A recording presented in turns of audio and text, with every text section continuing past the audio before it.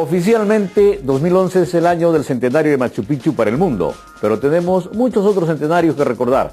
No sé si celebrar, pero en todo caso, poner su acento en la necesidad de destacarlos. No bien comenzó el año y ya teníamos el primero. El 2 de enero de 1911 nació en la ciudad de Huánuco don Javier Pulgar Vidal, autor de la tesis de las 8 regiones naturales del Perú: Chala, Yunga, Quechua, Suni, Puna, Jalca, Rupa Rupa y Omagua. Pero 2011 es también el centenario de la primera grabación de música criolla por Montes y Manrique, centenario del nacimiento de Rosa Alarco, la entrañable fundadora del Coro de San Marcos y la Peña Folclórica de San Marcos, convertida después en Centro de Folclor. Y por supuesto, José María Arguedas, el antropólogo, escritor, folclorista, recopilador y poeta, que nació el 18 de enero de 1911.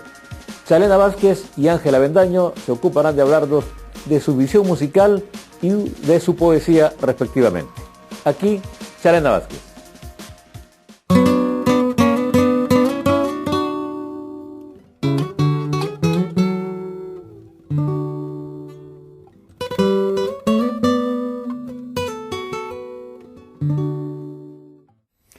La musicóloga Chalena Vázquez es ampliamente conocida por los amigos de este programa y recurrimos a ella para hablar de uno de los aspectos de la obra y de la vida de José María Arguedas, que es la música.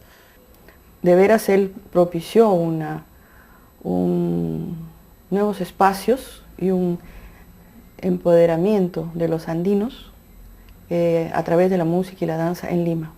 Es legendaria su amistad con Jaime Guardia y con Máximo Damián y con Raúl García Zárate, por ejemplo. Así es. Y también he conocido músicos, por ejemplo, en Cusco, en Paucartambo, músicos que la única vez que vinieron a Lima fue porque Arguedas los invitó para poder interpretar su música en el Teatro Segura, el Teatro Municipal, espacios que estaban vetados para la música llamada folclórica. Y él propició junto con Josafat Roel Pineda una inscripción de todos los músicos, compositores, intérpretes y bailarines, una calificación de intérpretes, y se les daba un carnet, de manera que llegaron a inscribirse más de 15.000 personas en la Escuela Nacional de Folclore. Y eso se revela en su obra, ¿no es cierto? Eso se revela en su obra de diferentes maneras. Arguedas en sus novelas y también en los artículos va revelando un conocimiento muy especial sobre el sonido y sobre la luz. Él define, inclusive con la partícula illu, se refiere a sonido, de ahí zumballu, el trompo, pincullo, y illa es luz. Él está tomando, digamos, conceptos fundamentales de la cultura quechua referente a la energía. Illu es sonido, es movimiento, es energía. Illa es la luz, es también una forma de energía. Son las dos energías fundamentales de la vida. Es el movimiento, porque todo sonido en realidad es movimiento, es vibración. Y entonces Arguedas va situando sus personajes, su narrativa, en espacios, ¿no? Espacios sonoros que llaman los investigadores, como William Rowe, por ejemplo, o paisaje sonoro, que se estudia tanto. Pero no es solamente los personajes situados como si tuvieran una banda sonora, no es así, sino los personajes y la narrativa interrelacionada con toda la naturaleza, con un cosmos, con el universo, a través del sonido. Como que el sonido permite apreciar el ser de las personas, ¿no? Ese fluido, como él dice, ¿no? Ese fluido especial que tiene, por ejemplo, el tancayu, ¿no? Que es el tábano zumbador, que se emparenta, se hermana con el danzaj, la danza de las tijeras.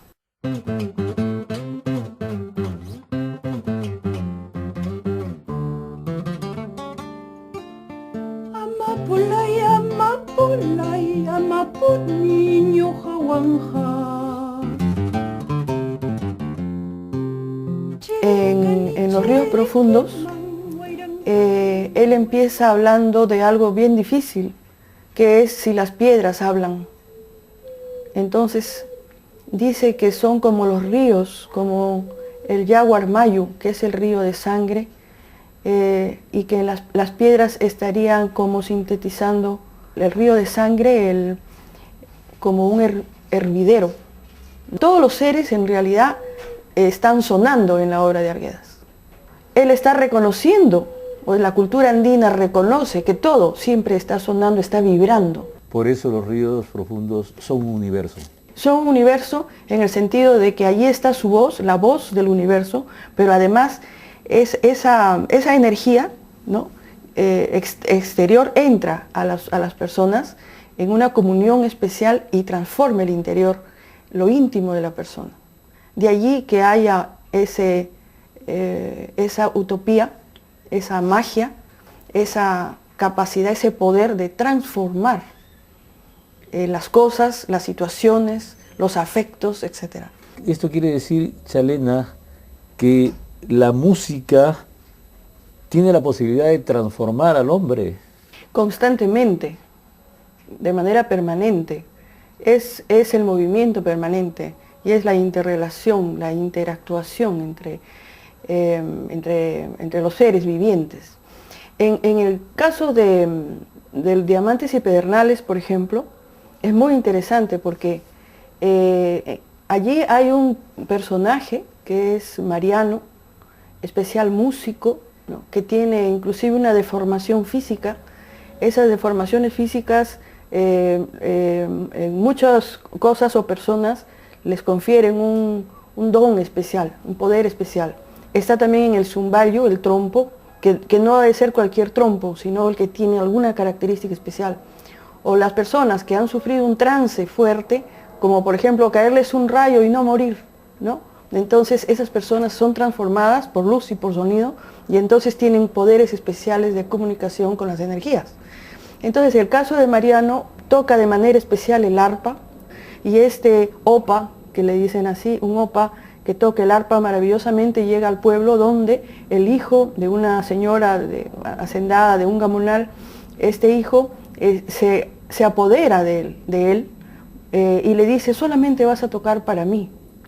Y entonces en los momentos donde su alma se sensibilizaba más, es cuando le decía: canta, toca para mí. En tanto que este señor poderoso tenía el control del músico, ¿no? Él se sentía en su control también emocional. Y cuando una de sus amantes, ¿no? A quien él estaba engañando, una de las amantes, arma un espacio en el cual lo va a atraer a él nuevamente, porque él se estaba alejando, lo va a atraer nuevamente y le dice a Mariano que toque el arpa en la sala, en la habitación contigua. Y entonces, cuando empieza a tocar el arpa, pensando ella, Irma, la amante, pensando ella que lo va a atraer en ese momento mágico en que la música suene, el señor poderoso se pone muy furioso, va y le destruye el arpa y después mata al arpista. ¿Por qué entonces hace eso? Porque pierde el control, pierde el poder. La música, él lo había utilizado, mientras tenía el control, lo había utilizado para disfrute de él, para llorar o gozar o para emocionarse él, controlado, ¿no?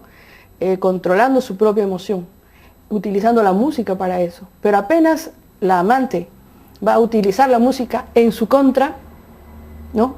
Dice: no quiere escuchar esa música, destruye el instrumento, mata al arpista, porque él ha perdido el control, porque la música lo debilita, lo sensibiliza tanto y lo vuelve vulnerable.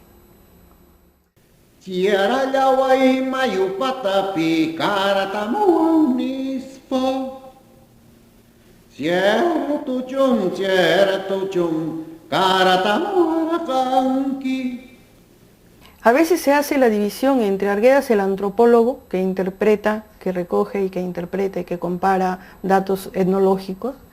Se hace a veces la diferencia entre el etnólogo o el antropólogo y el literato. Y yo pienso que no es así. La literatura en Arguedas es la intensificación de la vida y de sus conocimientos antropológicos. No hay una digamos, una verdad real, vital, y una verdad literaria tan distanciadas, sino que, como a veces Vargas Llosa dice, la mentira literaria. Yo pienso que no, que en Arguedas no es la mentira literaria, es la intensificación de las verdades que él ha vivido y ha asumido en su vida social, humana, ¿no?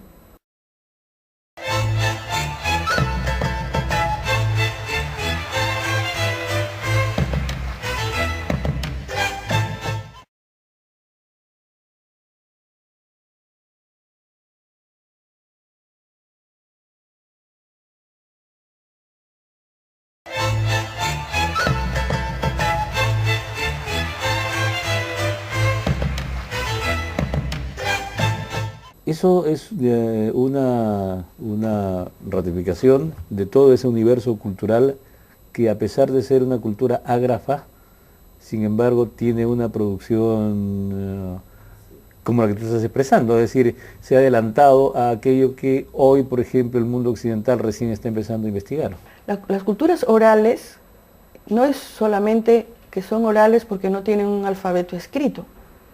Se refiere a cultura oral a toda la práctica vivencial directa de todos. Inclusive el mundo occidental, que se supone de cultura escrita, tiene mucho de oralidad, mucho de oralidad, ¿no? Pero en nuestras culturas tenemos diferentes formas de guardar la memoria, diferentes formas de transmitir el conocimiento, la tecnología, los saberes. A veces se desprecia o se subestima todo esto porque está transmitido en eventos festivos. Durante una fiesta, las danzas, la música, o sea, las artes plásticas que se dan allí, están transmitiendo conocimientos. Pero las fiestas son parte esencial de la vida de los pueblos andinos. Por ejemplo, el trabajo, que en el mundo occidental es un castigo bíblico, ¿no? Claro. Trabajarás, vivirás con el sudor de tu frente. En el mundo andino es una fiesta. Claro, está ligada la fiesta al trabajo colectivo.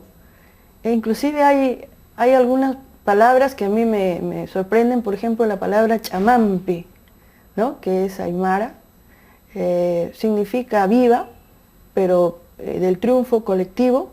Significa alegrémonos de algo que colectivamente hemos conseguido con esfuerzo.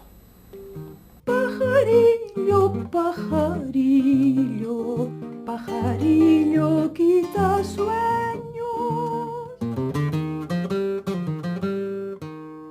¿Por qué vienes a cantarme ya teniendo otro dueño? Ya teniendo otro dueño.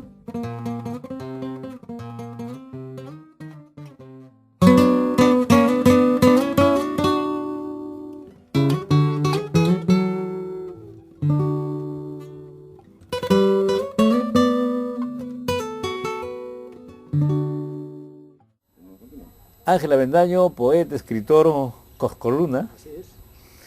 Y por supuesto, conocedor de la obra de Arguedas, básicamente